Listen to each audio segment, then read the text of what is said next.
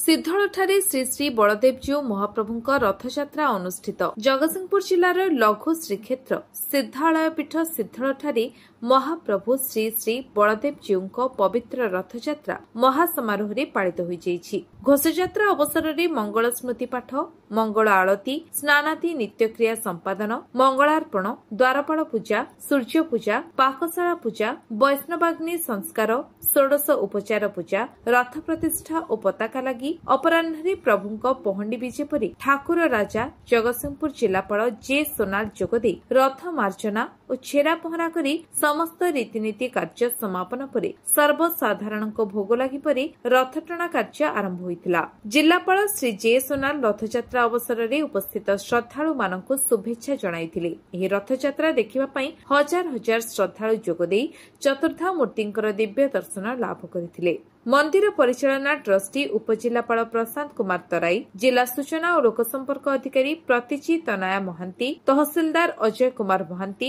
आरक्षी निरीक्षक प्रभास कुमार साहू, जगतसिंहपुर पौर परिषद निर्वाही अधिकारी सीमा जेना और अन्य विभागीय अधिकारीगण आरक्षी बाहिनी जोग देइथिबा बेले परिचालना ट्रस्ट संपादक ज्योतिरंजन परिड़ा, कोषाध्यक्ष अभय कुमार दास, मंदिरर मुख्य पूजा पंडा अरुण कुमार पंडा, मुख्य पुरोहित सुरेन्द्र नाथ दास शर्मा, रामचंद्र दास, कालिकिंकर आचार्य, लक्ष्मी नारायण सामंतराय, प्रफुल्ल कुमार साहू, डॉक्टर सुरेन्द्र नाथ त्रिपाठी, चित्तरंजन पंडा, ज्योतिर्मयी महांती गणमाध्यमर प्रतिनिधि प्रमुख जोग देइथिले। Jagatsinghpur Rakesh Kumar Nayak report, विश्वविजय news Odisha.